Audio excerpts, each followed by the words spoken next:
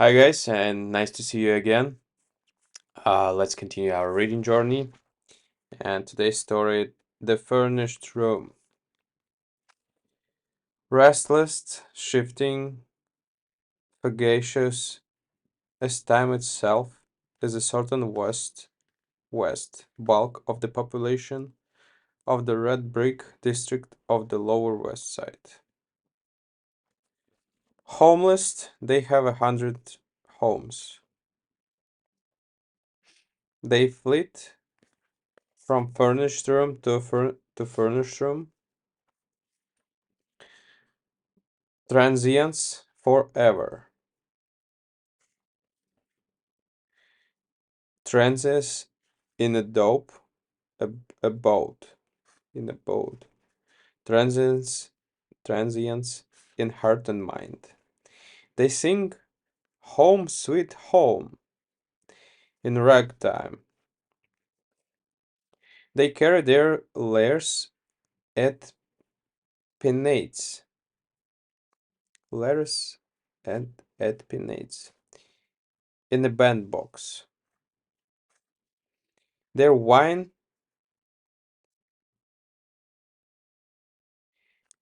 as is entwined, entwined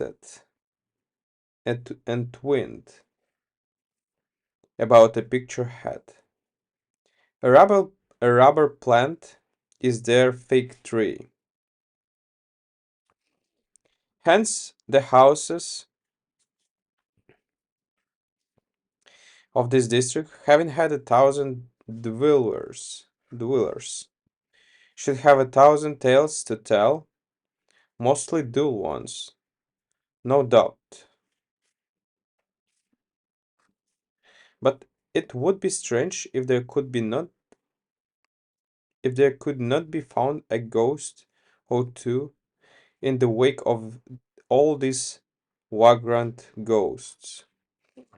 One evening after dark, a young man prowled among these crumbling red mansions, ringing their bells. At the twelfth, at the 12th, he rested his lean hand baggage upon the step and wiped the dust from his headband and forehead. The bells sounded faint and far away in some remote, hollow depths. To the door of this, the 12th house whose bell he had rung, came a housekeeper who made him think of an unwholesome,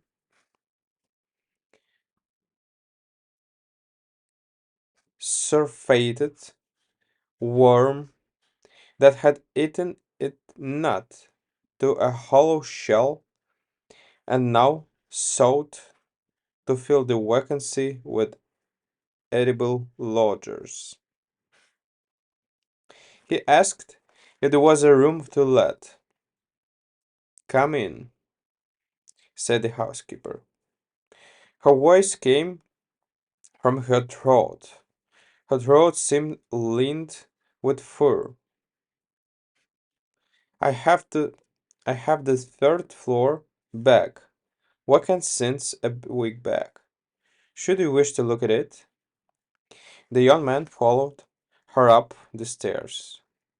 A fine light from no particular source mitigated the shadows of the halls. They trod noiselessly upon a stair carpet that its own loom that its own loom would have forsworn. It seems to have become vegetable, to have degenerated in that rank, sunless air, to lush lichen or spreading moss. that grew in patches to the staircase and was whisked under the foot like organic matter. At each turn of these stairs were vacant niches in the wall. On each turn of the stairs were vacant niches in the wall. Perhaps plant had once been set within them.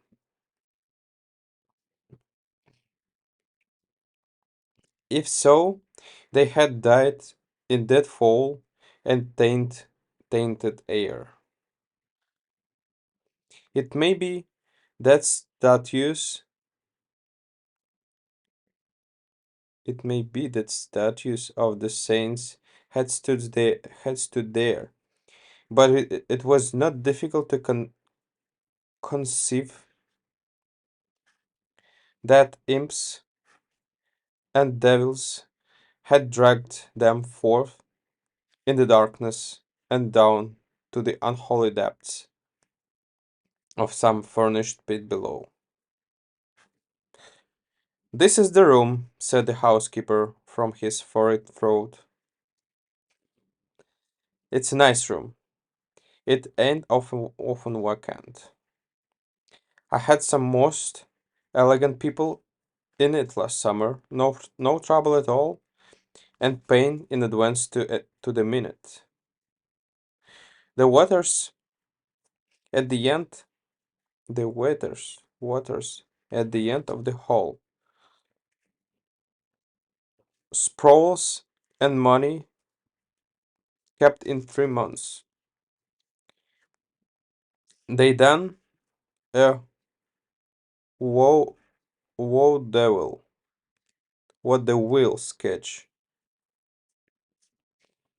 Miss Brett Sprouls, you may heard of her. Oh, that was just a stage name. Right there over the dresser is where the marriage certificate hung, framed. The gas is here, and you see there is plenty of closet room. It's a room everybody likes. It never stays idle long. Do you have many theatrical people rooming here?" asked the young man. "They comes and goes. A good proportion of my lodgers is connected with the theatres, theaters, theatres, with the theaters. Yes, sir. This is the the- theatrical district. Actor people never stays long anywhere. I get my share. Yes, they comes and they goes." He engaged the room, paying for a week in advance. He was tired. He said he said it would take possession at once. He continued out the money. He counted out the money. The room had been made ready, she said, even to towels and water. As the housekeeper moved away, he put the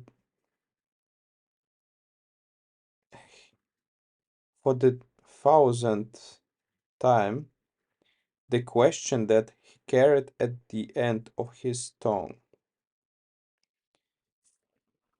A young girl, Miss Washner, Miss Eloise Washner, do you remember such a one among your lodgers? She would be signing on the stage, most likely. A fair girl of medium height and slender, with reddish gold hair and a dark mole near her light eyebrow. No, I don't remember the names. Them stage people has names they change as often as their rooms. They comes and they goes. No, I don't call that one to mind. No, always no. 5 months, 5 months of ceaseless interrogation and the inventable inevitable in inevitable negative. So much time spent by day in questioning managers, agents, schools, and choruses. By night, among the audiences and theaters, from all-star casts down to to music halls, so low that he dreaded to find what he most hoped for. He who had loved her best had tried to find her. He who had loved her best had tried to find her. He was sure that since her disappearance from home, this great water-girt city held her somewhere, but it was like a monstrous quicksand, shifting its practicals, practicals constantly, with no foundation. Its upper granules of today buried tomorrow in ooze, and slime. The furnished room received its largest guest with the first glow of pseudo hospitality. A headache, haggard, perfunctory welcome, like the spacious smile of a demirep. The sophistical comfort came in reflected glimpse for the decade furnish. The rigid brocade upholstery of a couch of two chairs, a foot wide cheap pier glass between two windows, from one to two or two gilt picture frames, and the brass bedstead in the corner. The guest reclined, inert, upon a chair, while the room, confused in speech as through it were an apartment in Babel, tried to discourse to him of its diverse tenantry. Tenant, tenantry.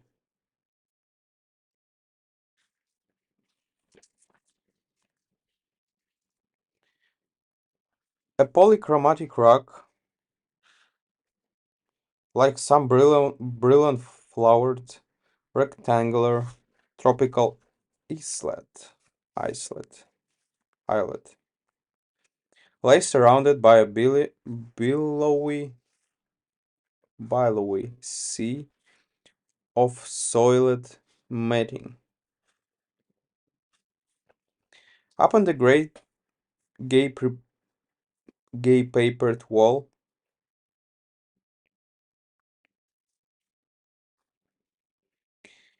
were those pictures that pursue the homeless one from house to house,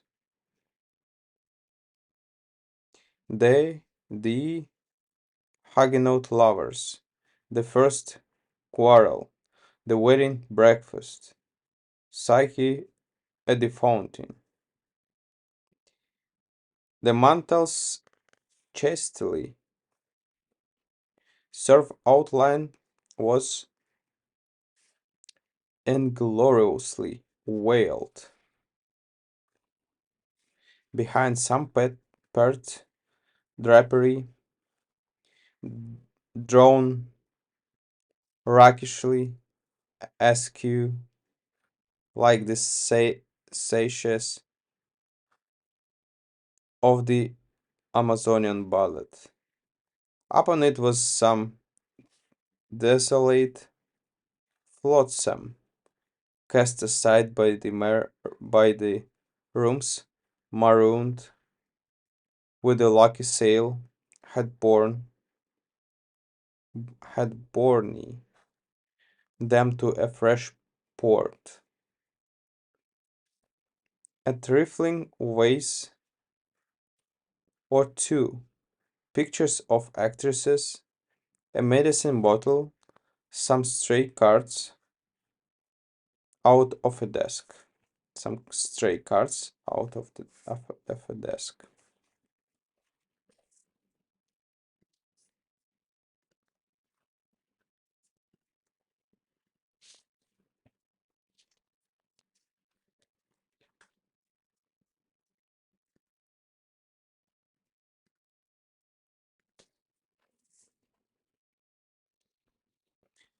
One by one, as the characters characters of a cryptograph become explicit, the little signs left by the furnished rooms procession of guests developed in significance. The threadbare space in the rack in front of the dresser thought that lovely woman had marched in the throng. Tiny fingerprints on the wall spoke of little prisoners trying to feel their way to sun and air. The splattered stain ran like the shadow of bursting, bursting bomb witnessed where a harlot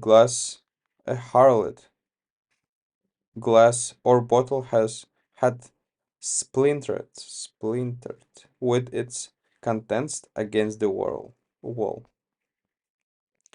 Across the pier glass had been scrawled with a diamond in staggering letters the name Mary. It seems that this succession of du- dwellers and the furnished room had turned in fury, perhaps tempted beyond forbearance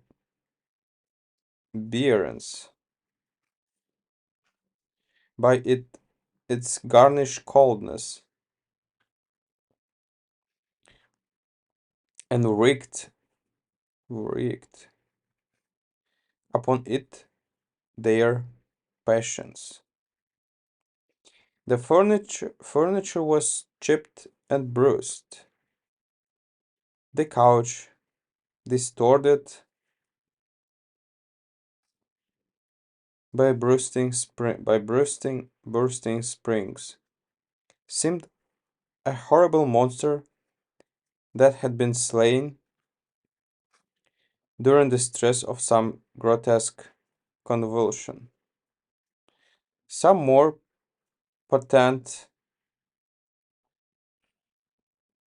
upheaval had cloven a great slice from the marble mantle. Each plank in the floor owned its particular cant and shriek, as from a separate and individual agony. It seemed incredible that all this malliance and injury had been wrought upon the room by those who had called it for a time their home, and yet it may have been they cheated home instinct surviving blindly their resentful rage at false household gods that had kindled their wrath. A hut that is our own we can sweep and adorn and cherish.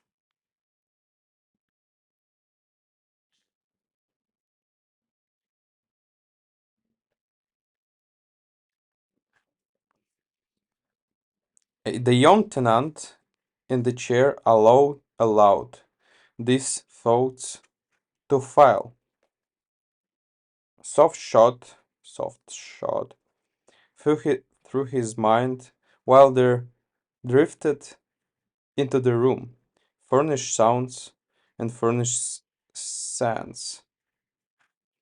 He heard in one room, a tittering and incontented slack laughter. In others, the monologue of a scold, the rattling of these,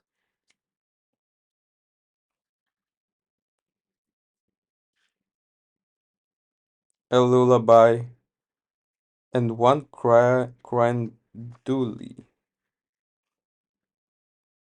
Above him, a banjo tinkled with spirit. Doors benched somewhere. The elevated trains roared intermittently. Intermittently.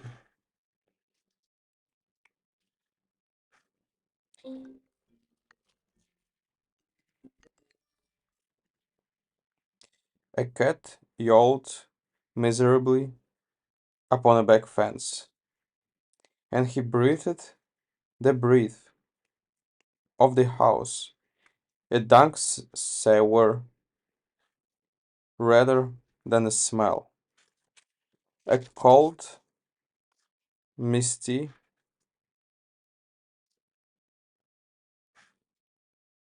misty effluvium, as from underground vaults, mingled, min- mingled with the reeking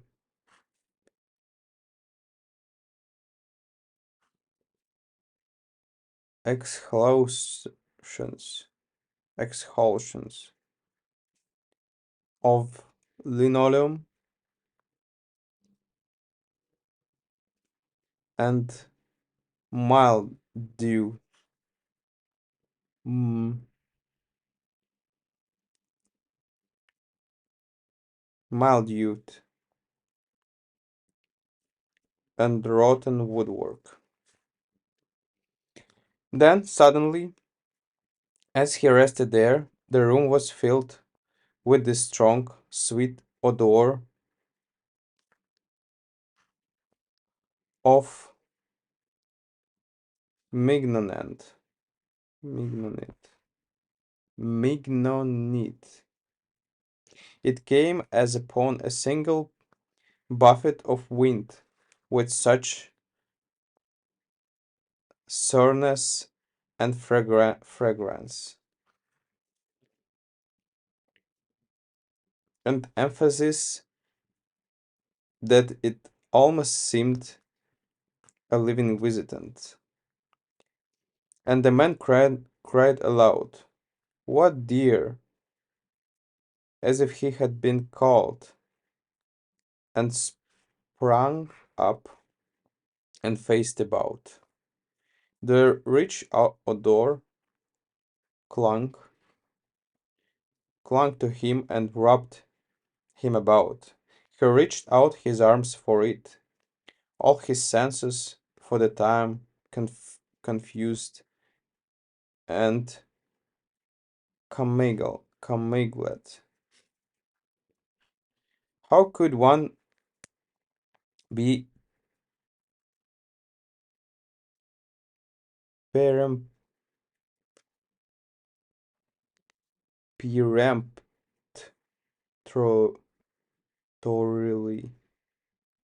peremptorily called by an odor? Surely, surely, it must have been a sound. But was it not the sound that had touched, that had caressed him?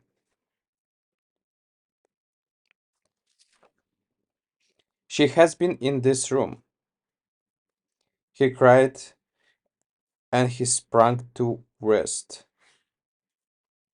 From it a token, for he knew he would recognize as the smallest thing that had belonged to her or that she had touched.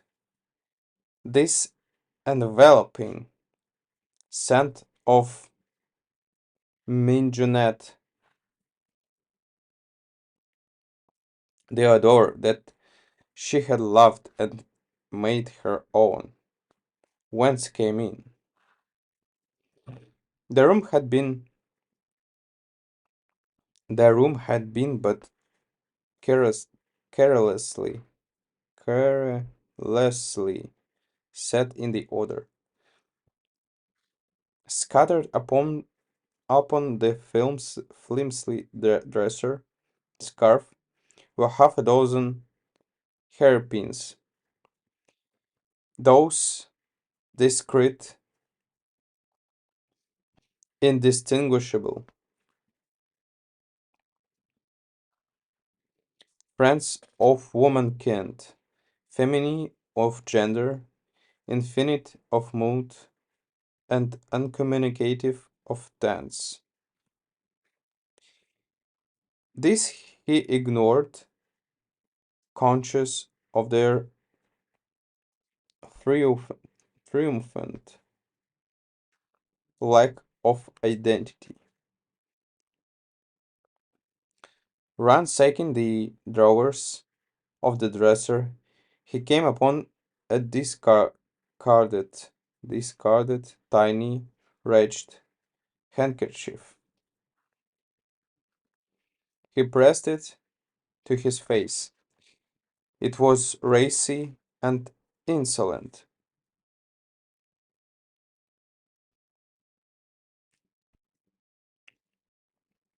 With heliotrope,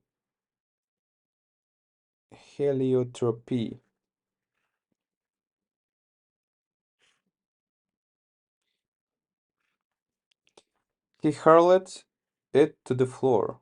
In another drawer he found odd buttons, a theater program, a pawnbroker's card, two lost marshmallows, a book of the divination divination of dreams. And the last was a woman's black satin hair bow, which halted him, poised between ice and fire. But the black satin hair bow also is a femininity demure, feminities demure, impersonal, common ornament, and tells no tales.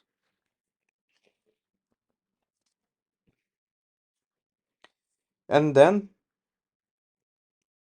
He traversed the room like a hound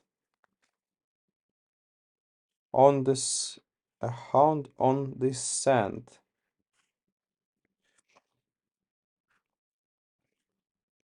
skimming the walls, considering the corners of the bulging, mating on his hands and knees, rummaging mantel and tables, the curtains and hangings, the Duncan cabinet in the corner for a visible sign, unable to perceive that she was there beside, around, against, within, above him, clinging clean to him, wooing him, calling him so poignant, poi- poignantly through the finer senses that even his grosser ones became cognizant of the call. Once again he answered loudly, "Yes, dear," and turned, wild-eyed, to gaze on vacancy, for he could not yet discern from the color and love and outstretched arms in the odor of mignon, the odor of minonant. O God, whence that odor, and since when have odors had a voice to call those he groped?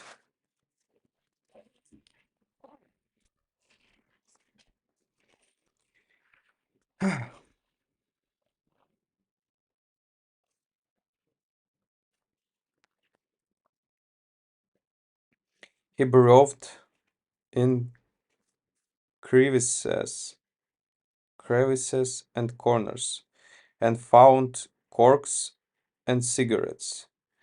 This he passed in passive contempt.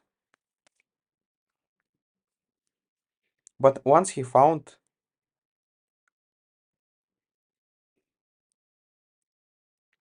but once he found in a fold of the matting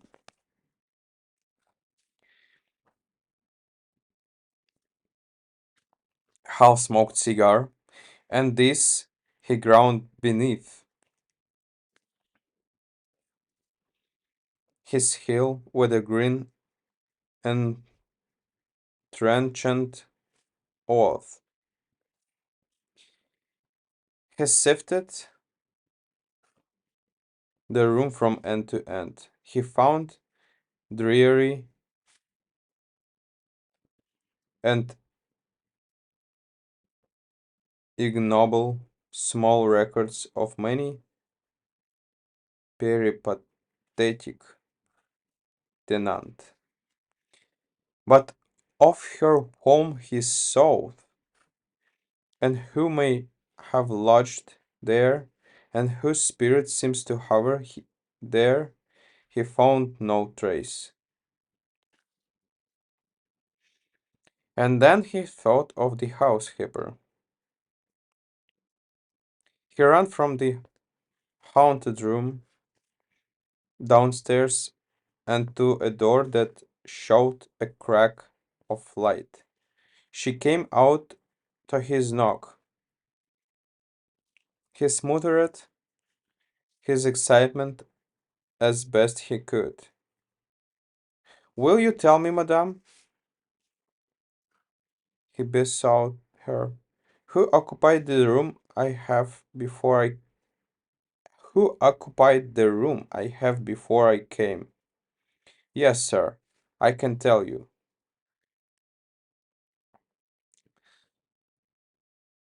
'Twas, 'twas,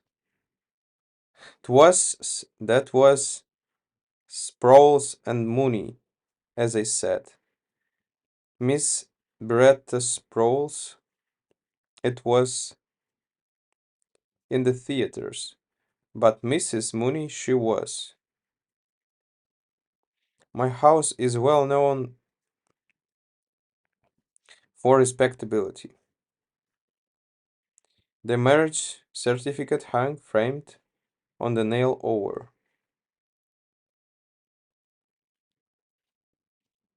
What kind of lady was Miss Sproles in looks, I mean? Why, black-haired, sir, short and stout, with a comical face. They left a week ago, Tuesday, and before they occupied it, why, there was a single gentleman connected with the drain business. He left owning me a week. Before him was Mrs.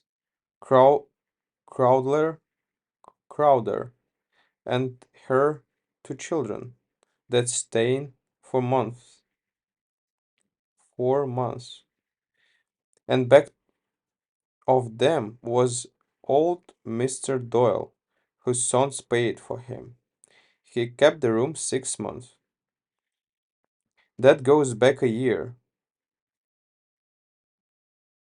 sir, and further I don't remember.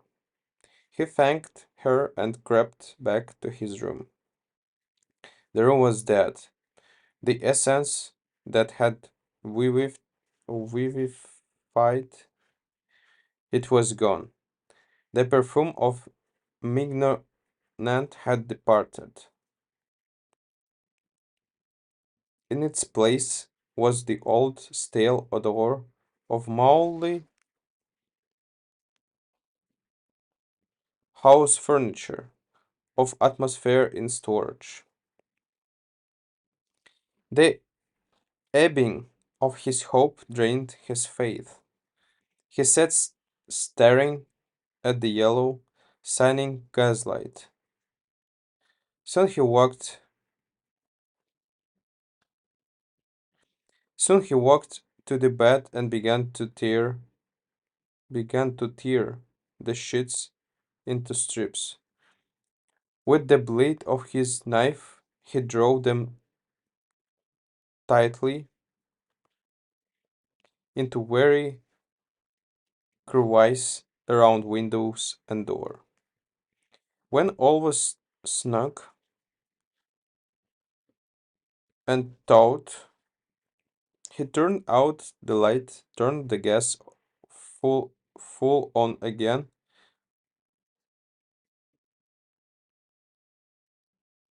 and laid himself gratefully upon the bed.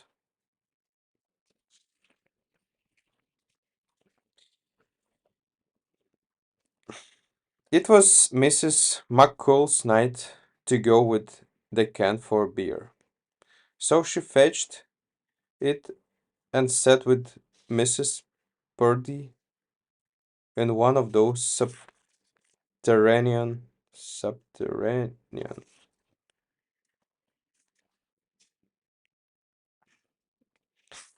subterranean retreats where housekeepers forgather and the worm dieth seldom.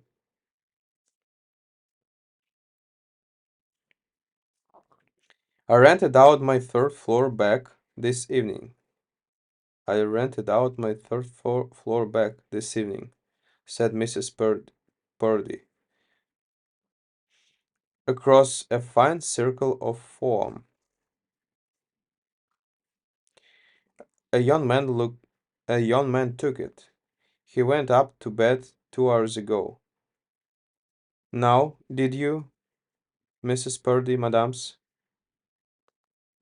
Now did ya, Mrs. Purdy, madam, said Mrs. McCall with intense admiration.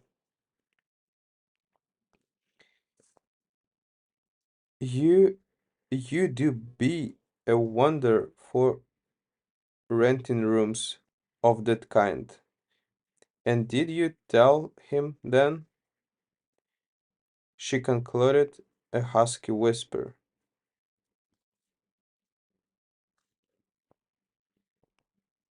laden with mystery. Rooms, said Mrs. Purdy in her first tones, are furnished for rent.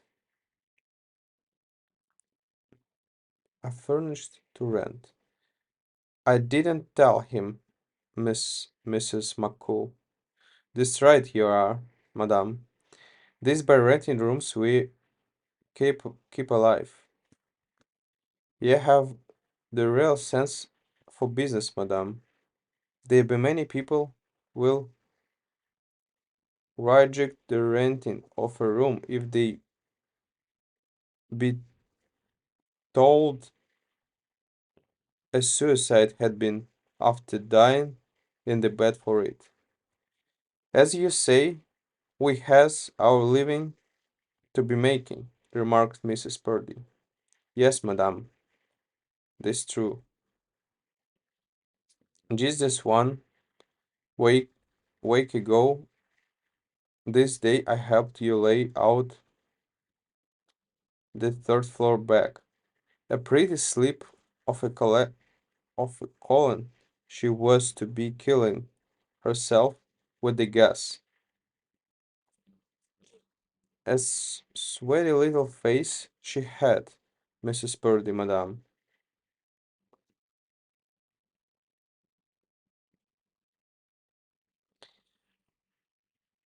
She'd been called handsome, as you say, said Mrs. Purdy, assenting but critical. But for that mole, she had a growing by her left eyebrow.